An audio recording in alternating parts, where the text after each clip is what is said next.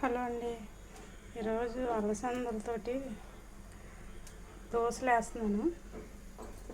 అలసందలు నానబెట్టి నైట్ ఉదయానికి అల్లం వెల్లుల్లి పచ్చిమిరపకాయలు ఉల్లిపాయ వేసి జీలకర్ర వేసి మిక్స్ చేసుకొని అట్లాగా చక్కగా అలవాట్లేదు ఆ దోశ వేసుకుంటే బాగుంటుంది. కొంతమంది అలసందలు అంటారు, కొంతమంది బొబ్బర్లు అంటారు. చాలా ఆరోగ్యానికి మంచిది ఇది.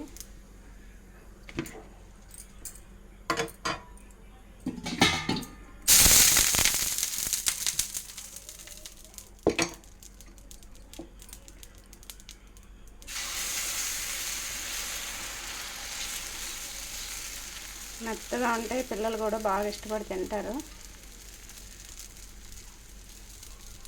చిరుధాన్యాల్లో కూడా పప్పుల్లో ఇదొక రకం. కొబ్బరి పప్పు అంటాం, అలసందలు కూడా అంటాం. దీంతో గారెలు వేసుకుంటారు, దోశలు వేసుకుంటారు, పప్పు కూర కూడా చేసుకుంటారు. బాగుంటుంది. దీంట్లో కాంబినేషన్ అల్లం పచ్చడి వేసి అల్లం పచ్చడితోటి తింటే బాగుంటుంది. ఇది అల్లం పచ్చడి. ఒక గంట ముందు నానబెట్టినా నానిపోద్ది ఇది పప్పు. దూదిలాగా ఉంటుంది, పిల్లలు బాగా ఇష్టపడి తింటారు. కొబ్బరి చట్నీ కానీ అల్లం పచ్చడి కానీ అయితే చాలా బాగుంటుంది దీంట్లోకి.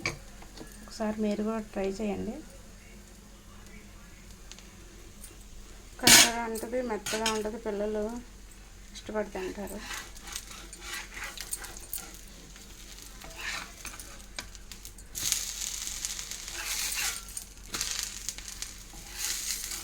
అయినా ఉల్లిపాయలు అల్లం పచ్చిమిరపకాయలు అన్నీ జల్లుకోవచ్చు, కావాలంటే పైన వేసుకోవచ్చు.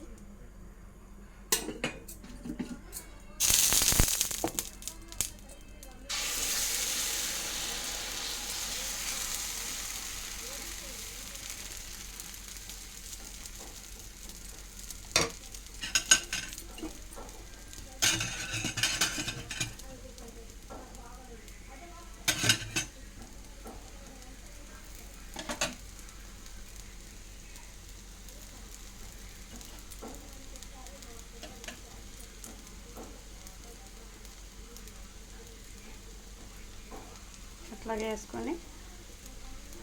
వేసి పొద్దుటే పప్పును కడిగేసి మిక్స్ వేసేసుకొని అల్లం వెల్లుల్లిపాయ జీలకర్ర వేసేసుకొని కొంచెం అల్లం పచ్చడి చేసేసుకొని, అల్లం పచ్చడిలో ధనియాలు జీలకర్ర వెల్లుల్లిపాయ చింతపండు చిన్న బెల్లం అల్లమును ఎండుమిరపకాయలు వేగించేసుకోవాలి. జీలకర్ర ధనియాలు దాంట్లోనే వేగించేసేసి దాంట్లోనే చింతపండు అల్లం